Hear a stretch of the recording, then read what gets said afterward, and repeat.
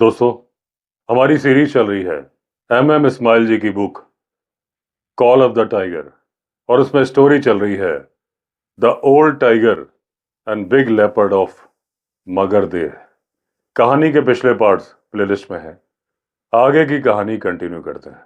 अब इस्माइल जी बोलते हैं कि मैंने बहुत बड़ी गलती कर दी थी जो मैंने उस लेपर्ड को मार दिया जिसके साथ उस बूढ़े टाइगर का अलायंस था, क्योंकि वो टाइगर खुद शिकार करने में सक्षम नहीं था और लेपर्ड शिकार करता था, साथ में वो टाइगर उसे खाता था। यही था उनकी दोस्ती का राज। अब वो लेपर्ड मर गया, अब वो टाइगर कैसे शिकार करेगा? और जब वो शिकार नहीं कर पाएगा तो वो बन जाएगा आदमखोर।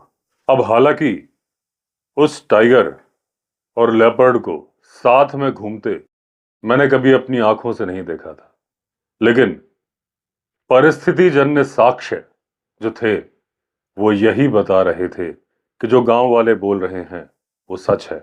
क्योंकि जब लेपर्ड को मैंने गोली मारी थी, टाइगर के भागने की आवाज आई थी।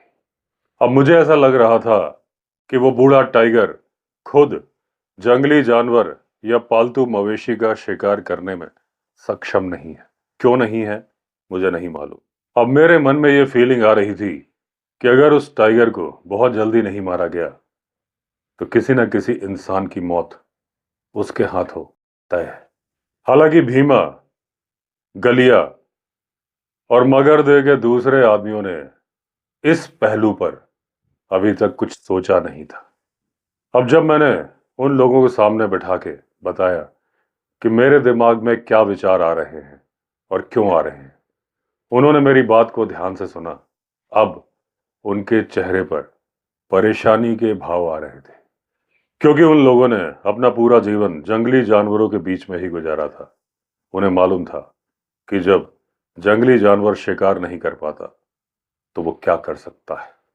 अब जो मैंने उनको समझाया था उनकी समझ में आ चुका था और वो जानते थे कि उनका गांव जंगल के एकदम किनारे है। अब उन लोगों ने बताया कि हमारे बड़े बुजुर्ग बताते थे कि जब हम बच्चे थे इस इलाके में आतंक था एक आदमखोर बाघ का। उसने हमारे गांव में 4 लोग मारे थे और 2 आदमी मारे थे धोप घाटा में। अब वो दोनों गांव वीरान हो गए थे, लोग गांव छोड़ के चले गए थे जब तक इंदौर से एक शिकारी ने आके उस टाइगर को मार नहीं दिया था। अब उन्हें भी इस बात का एहसास हो रहा था कि वही आतंक अब दोबारा आ सकता है और कई सालों के लिए आ सकता है। और मैं जानता था कि ये सब होगा मेरी एक मूर्खता की वजह से, और उसके मैन ईटर बनने के लिए मुझे ही जिम्मेदार ठहराया जाएगा। अब मैंने सोचा कि टाइगर बंदूक के धमाके से डर के भाग गया था। उसने हमें देखा नहीं था और वो उस शिकार तक पहुंच भी नहीं पाया था, यानी कि मरी हुई भैंस। किसी न किसी कारण से वो शिकार करने में असमर्थ है, तो वो दूसरा शिकार कर नहीं पाएगा। और वो टाइगर जितना कल रात भूखा था उससे ज्यादा भूखा हो जाएगा आज रात। पूरी संभावना है कि वो वापस लौट के आएगा उस मरी हुई भैंस पर, जो भी उसमें बचा खुचा मांस है। तो मैंने डिसाइड किया कि मैं फिर से मचान पर बैठूंगा उस मरी हुई भैंस के पास में। पूरी संभावना है कि टाइगर आएगा, आएगा तो मेरे हाथों मारा जाएगा, नहीं आया तो फिर मैं वापस महू चला जाऊंगा, वहां पर कुछ और छुट्टी के लिए अप्लाई करूंगा, फिर वापस आऊंगा।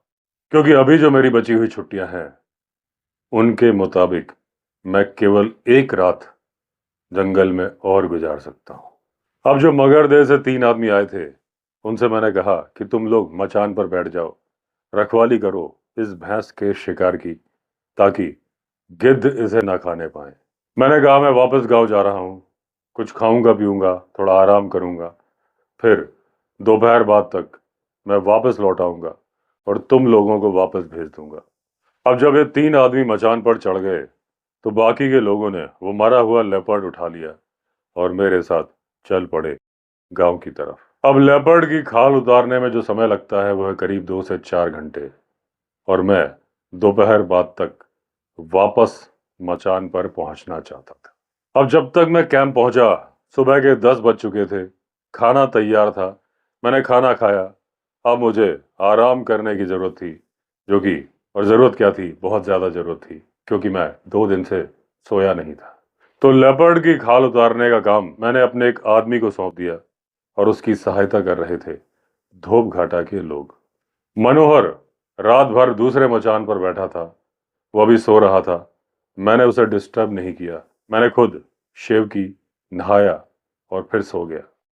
अब दोपहर के 3 बजे थे, मुझे कन्हैया ने उठाया। वैसे अलार्म क्लॉक भी बज गई थी। मैंने अपना थर्मस चाय से भरा, रात को जो स्नैक्स डिनर में खाना था वो लिया, जरूरी सामान लिया, चल पड़ा मगरदेह के पास में वो जो नाला था जहां पर मचान बना था। मगरदेह में मुझे मिला गलिया, जो कि मेरे साथ मचान पर बैठना चाहता था कल की तरह, तो मैंने उसको भी साथ लिया। ड्राइव करते हुए चल पड़ा मचान के रास्ते पर। अब हम गांव से चलते हुए उस जगह पर पहुंचे जहां पर हम अपनी कार खड़ी करते थे, और उसके बाद चल पड़े पैदल। हम पैदल चलते चलते उस जगह पे पहुंच गए जहां 3 आदमी मचान पर बैठ के हमारा इंतजार कर रहे थे। अब उन लोगों ने बताया कि कोई भी जंगली जानवर वहां आया नहीं, ना ही आई किसी की आवाज। यहां तक तो गिद्ध भी नहीं आए, क्योंकि उन्होंने शिकार को झाड़ियों से कवर किया हुआ था। अब शिकार पर बहुत ज्यादा बड़ी बड़ी मक्खियां, ब्लू बॉटल फ्लाइज भिनभिना रही थीं, और उससे बहुत ही ज्यादा बदबू आ रही थी, जिसे कि सहन करना मुश्किल था। वो तो हमारी किस्मत अच्छी थी कि हवा कुछ ऐसी चली कि हमसे शिकार की तरफ जा रही थी, तो फिर बदबू आनी हमारी तरफ बंद हो गई। अब उस रात कोई भी जानवर उसको खाने के लिए नहीं आया। 2 मौके ऐसे आए जब हमें भारी कदमों की आहट सुनाई दी, एक तो रात को 9 बजे और दूसरी बार रात 12 बजे के बाद, लेकिन कोई आया नहीं। एक बार हमसे 50 गज की दूरी पर नाले में पत्थरों के लुढ़कने की आवाज भी आई थी। मुझे यह एहसास हो चुका था कि टाइगर आसपास चक्कर लगा रहा है, अपने लिए उसने सुरक्षित दूरी बनाई हुई है। वो आने की हिम्मत नहीं कर पा रहा है, क्योंकि उसे शंका है कि यहां पर कोई तो है। और जो मेरा शक था और जो टाइगर की शंका थी, दोनों कंफर्म हो गए, क्योंकि टाइगर के पग मार्क मिले। वो जितनी भी आवाजें थीं जो हम सुन रहे थे, टाइगर की ही थी। अब हमने शिकार को फिर से कवर कर दिया, इस उम्मीद में कि शायद अगले दिन टाइगर आएगा। उस शिकार से, यानी कि मरी हुई भैंस से, इतनी ज्यादा बदबू आ रही थी कि आकाश तक जा रही थी, लेकिन टाइगर को इससे फर्क पड़ता नहीं है। मैंने एक बार टाइगर को एकदम सड़ा हुआ हरे रंग का मांस खाते हुए देखा है, जो कि अपनी आखिरी स्टेज में था सड़ने की भी। हमने गलिया की पगड़ी और शर्ट पास की एक झाड़ी पर छोड़ दिए, ताकि टाइगर हमारे जाने के बाद ना आए। अब वापस आकर मैंने भीमा से बोला कि कुछ आदमी भेज दो जो कि उस शिकार को गार्ड करते रहें, और मैं अपने एक दोस्त को भेज दूंगा यहाँ पर बैठने के लिए आज रात। और मैंने उन लोगों से बोला कि मैं 3 या 4 दिन के बाद वापस लौट आऊंगा, अगर उस टाइगर को मेरे दोस्त ने नहीं मार दिया। मेरी छुट्टियां खत्म हो गई थी, मुझे किसी जरूरी मीटिंग में महू जाना था, लेकिन मुझे यह भी मालूम था कि जब मैं जरूरी काम निपटा लूंगा तो मुझे छुट्टी दोबारा मिल जाएगी। मुझे उम्मीद थी कि जब तक मैं छुट्टी लेके वापस आऊंगा, उसके पहले तक मनोहर उस टाइगर को मार देगा। अब जब मैं कैंप पहुंचा तो देखा मनोहर बड़ा ही उदास बैठा है। उसने लोर नदी के किनारे जो मचान बनाया था और वहां पर भैंस बांधी थी। टाइगर, वो बूढ़ा टाइगर, आया तो था, लेकिन उसने भैंस को टच भी नहीं किया था। मनोहर ने जंगल में वॉकिंग भी बहुत की थी, लेकिन उसका भाग्य उसके साथ नहीं था। यहां तक कि कन्हैया भी बड़ा ही दुखी था, गालियां बक रहा था गांव के लोगों को कि उन्होंने हमारा टाइम और पैसे बर्बाद करवा दिए खंगरिया बाबा की पूजा करने। और जब मैंने मनोहर से कहा कि तुम उस मचान पर बैठ जाओ जहां पर मैं बैठा था 2 दिन से, क्योंकि टाइगर के आने की संभावना है, तो मनोहर बहुत ज्यादा उत्सुक नहीं था। मनोहर बोल रहा था कि या तो वो मेरे साथ महू वापस जाएगा या फिर बैठेगा लोर नदी के किनारे उस बड़े टाइगर के इंतजार में जो कि रहता है लोर नदी के किनारे। लेकिन जब बार बार मैंने आग्रह किया तो वो मेरी बात मान गया कि वो बैठेगा बूढ़े टाइगर के इंतजार में। अब जब सारी बातें तय हो गई तो फिर मैं महू के लिए चल पड़ा, सारा साजो सामान और खंगरिया बाबा को मनोहर के भरोसे छोड़कर। अब अगले दिन जब मैं अपने घर में बैठ के चाय पी रहा था तो मुझे एक आदमी ने आके खबर दी कि मनोहर भी अपने घर में वापस आ गया है।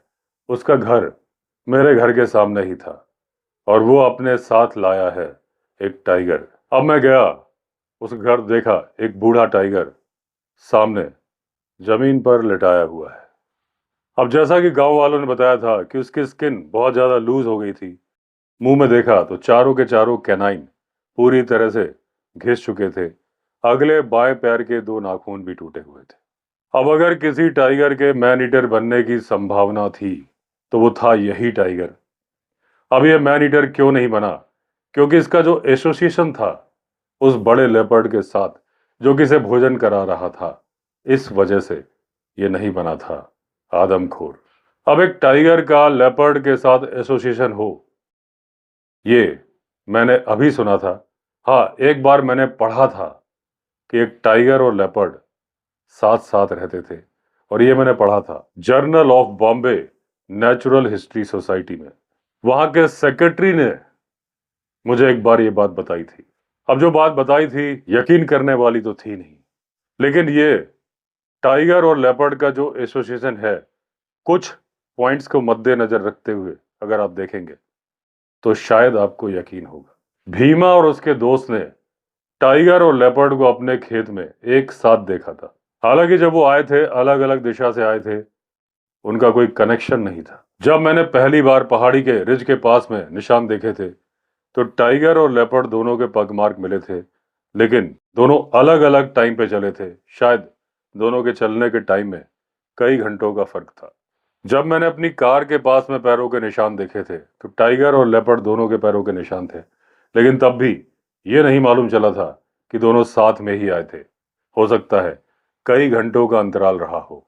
जिस दिन मैंने लेपर्ड को गोली मारी उस दिन जरूरी नहीं है कि जिस जानवर के भागने की आवाज सुनाई दी वो टाइगर ही हो सकता है कि वो दूसरा लेपर्ड हो, इस लेपर्ड का साथी हो, क्योंकि पथरीले नाले पर मुझे टाइगर के पैरों के निशान मिले नहीं थे।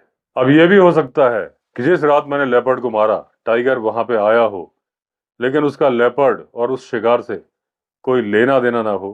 वो जंगल में ऐसे ही निकला हो गश्त पर। जब वो आसपास घूमता रहा था मचान के, तो यह भी हो सकता हो कि उसने गलिया या मेरी मूवमेंट देख ली हो, इस वजह से वो शिकार पर ना रहा हो और हो आसपास ही। तभी हमें मिले थे पैरों के निशान।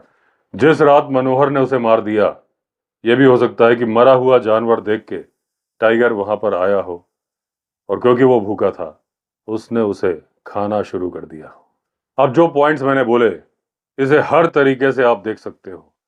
अगर आप इस थ्योरी पर विश्वास करते हो कि टाइगर और लेपर्ड साथ में नहीं थे तो ये पॉइंट्स हैं, लेकिन यही पॉइंट्स इस बात को भी प्रूव करते हैं कि हो सकता है टाइगर और लेपर्ड का एसोसिएशन रहा हो। तो मैंने केवल फैक्ट्स आपके सामने रखे हैं। नतीजा क्या है आपको खुद निर्धारित करना है अपनी सोच के अनुसार। जब आज मैं कलम लेके ये लिख रहा हूं तब भी मैं इस बात को जस्टिफाई नहीं कर पा रहा हूं कि ट्रेडिशनल इनेमीज यानी कि परंपरागत शत्रु आपस में दोस्त कैसे बन सकते हैं, मुझे यकीन नहीं हो रहा। ना ही मैं उस बात को एक्सप्लेन कर सकता हूं कि इतने नजदीकी शॉट मैंने कैसे मिस कर दिए थे जब वो लेपर्ड सफेद बछड़े को खाने के लिए आया था, जब लोग बोल रहे थे कि खंगरिया बाबा की पूजा नहीं हुई इसलिए आप कोई शिकार कर नहीं सकते। जैसा कि मैं पहले ही बता चुका हूं कि जंगल में ऐसी बहुत सारी बातें होती हैं जिन्हें ना तो आप एक्सप्लेन कर सकते हो ना ही समझ सकते हो। मनोहर ने उस दिन का घटनाक्रम मुझे कुछ ऐसे बताया कि शाम के 5 बजे वो मचान पर बैठ गया था। थोड़ी ही देर बाद अंधेरा हो गया और फिर उसने आवाज सुनी कि कोई उस शिकार को घसीटने की कोशिश कर रहा है। जैसे ही मनोहर ने टॉर्च ऑन करी, उसने देखा शिकार के पास एक टाइगर खड़ा है। मनोहर के पास थी शॉटगन, जिसमें वो यूज कर रहा था सॉलिड स्फेरिकल बॉल। वो बॉल सीधे टाइगर के कंधे पे लगी थी और बाद में उसने छेद कर दिया था टाइगर के हार्ट में, बड़ा छेद। टाइगर करीब 60 गज तक भागता रहा था। वो ऐसे भागा जैसे कि उसे गोली लगी ही ना हो, और फिर अचानक से पत्थर की तरह से गिर गया था। ऐसा मैंने अक्सर देखा है, गोली लगने के बाद शिकार भागता है। सिर्फ टाइगर के केस में नहीं, बाकी जानवरों के केस में भी। अगर टाइगर की स्पाइन या पैर ना टूटे हों तो वो भागता है। इसीलिए जब मैं सुनता हूं बहुत सारे लोगों के मुंह से कि उन्होंने गोली मारी, वहीं वो जानवर गिर गया, तो कई बार मुझे लगता है कि सच्चाई कुछ और है। मुझे नहीं लगता कि टाइगर जैसा बलवान प्राणी हार्ट में गोली लगने पर वहीं गिर जाएगा। गिर भी सकता है, नहीं भी गिर सकता है। पक्षियों के मारने में मैंने ऐसा ही देखा है। बर्ड को जब गोली लग जाती है, वो उड़ती है सीधे, फिर पत्थर की तरह से गिरती है। जब उसका पोस्टमार्टम करो तो दिखता है कि उसके हार्ट में कुछ छर्रे लगे होते हैं। इसलिए हार्ट पे गोली मारने को आप उतना ज्यादा एक्यूरेट ना समझें। और अगर कभी आप खतरनाक जानवर से डील कर रहे हो, वो आपके नजदीक हो, आप जमीन पर हो, हार्ट पर गोली मारना सेफ नहीं है। मैं इसलिए जो सेफ मानता हूं, वो मानता हूं नेक शॉट, यानी गर्दन के ऊपरी हिस्से में गोली मारो। क्योंकि निचला हिस्सा तो स्किन होता है, लूज हिस्सा होता है। निचले चैनल में विंड पाइप और फूड पाइप होता है। तो अगर आपने निचले हिस्से में गोली मार दी, गोली आर पार निकल जाएगी, टाइगर को घातक चोट नहीं पहुंचाएगी। हाँ, उसे दर्द होगा, घाव होगा, वो उस वक्त मरेगा नहीं। उस वक्त वो जानवर आपके ऊपर हमला कर देगा अगर उसका पैर सही सलामत है, रीढ़ की हड्डी सही सलामत है, और वो आपके लिए घातक हो जाएगा। हाँ, जानवर मरेगा जरूर बाद में, क्योंकि उस जगह पर वो चाट नहीं सकता, तो उसका घाव अपने आप ठीक नहीं होगा। गर्दन का ऊपरी 2/3 हिस्सा बहुत ही मजबूत मसल से बना होता है। ये वही मसल्स होती हैं जो कि टाइगर या लेपर्ड को बहुत भारी शिकार उठाने में मदद करती है। एक सॉफ्ट नोज वाली बुलेट अगर इस जगह पर हिट करे तो घातक चोट पहुंचाती है। तो भले ही वो गोली रीढ़ की हड्डी को टच ना करे, उसके बावजूद उसकी गर्दन टूट जाती है, क्योंकि मसल्स इतनी स्ट्रांग होती हैं और इतना जोर का झटका उस जगह पे लगता है, जानवर बिना दर्द के मर जाता है। अब धोप घाटा और मगरदेह में 10 दिनों में कुछ और रोमांचक बातें हुई थी। एक दोपहर को हमें बताया गया कि एक टाइगर को गुफा की तरफ जाता हुआ देखा गया है, जो कि हमारे कैंप से ज्यादा दूर थी नहीं। मैंने और मनोहर ने उस गुफा को निशाने पर ले लिया। कुछ आदमियों को ऊपर भेजा गया कि वहां से वो पत्थर फेंकें गुफा में। जब पत्थर मारे गए तो तेजी के साथ दौड़ता हुआ निकला एक हाइना, और जो हमारा खबरची था उसने बोला कि उसने तो टाइगर को अंदर जाते हुए देखा था। ये तो शायद खंगरिया बाबा का चमत्कार था कि उन्होंने टाइगर को लकड़बग्घे में परिवर्तित कर दिया। एक दिन हम ऐसी जगह पे गए जहां पर टाइगर के मिलने की संभावना अच्छी खासी थी। यहाँ पर एक बहुत बड़ी सॉलिड रॉक है, धोप घाटा से करीब 6 मील की दूरी पर। इस चट्टान में जगह जगह पर लेज थी, गड्ढे थे, उनमें गिद्धों ने अपने घोंसले बनाए हुए थे, और इसीलिए इस जगह का नाम था गिद्ध खो। अब इस चट्टान के नीचे एक बड़ा सा तालाब था, जिसमें पानी कभी सूखता नहीं था। अब क्योंकि यहाँ पर इतना पानी था तो वाइल्ड लाइफ बहुत अच्छी थी, वनस्पति भी बहुत अच्छी थी। वनस्पति अच्छी थी, नील गाय और हिरण आते थे, तो टाइगर और लेपर्ड भी आते थे। अब जहां पर गिद्धों ने घोंसले बनाए थे, वहां पर ब्लू रॉक पिजन यानी नीले कबूतरों ने भी घोंसले बनाए थे। अब जो रिटायर्ड गाइड था राजू, उसने बताया कि एक बार वो कबूतरों को मारने के लिए अपनी भरमार बंदूक लेके वहां गया। तभी उसने घास में से देखा कि 5 टाइगर एक साथ निकल रहे हैं। वो बहुत ज्यादा डर गया था। टाइगर्स ने उसे देखा नहीं था। वो छिप के बैठा रहा जब तक कि टाइगरों ने अपनी प्यास नहीं बुझा ली उस पानी से। तो उस जगह पर जब हम गए तो हमें तो कुछ दिखा नहीं, क्योंकि हमसे पहले भी कुछ आदमी वहां पर गए थे। लेकिन उस इलाके को देख के लग रहा था कि ये टाइगर का फेवरेट इलाका हो सकता है। तो जब हम चल रहे थे, बड़ी ही सावधानी से चल रहे थे। हम लोग एक लाइन में चल रहे थे, सबसे आगे मैं था। मैं हर हरकत पर निगाह रख रहा था। एक बार मुझे घास हिलती हुई नजर आई। मुझे लग रहा था किसी जानवर से मेरा सामना होने वाला है। वहां पर मुझे एक आदमी दिखा जो करीब करीब नंगा ही था और उसके हाथ में थी भरमार बंदूक। अपनी राइफल का सेफ्टी कैच मैंने पीछे किया और थोड़ा दौड़ते हुए उस आदमी के पास पहुंचा। वो तो मेरा दिमाग ठिकाने रहता है और मैं जल्दी से ट्रिगर दबाने में यकीन नहीं रखता, नहीं तो उस दिन उस आदमी की मौत हो जाती।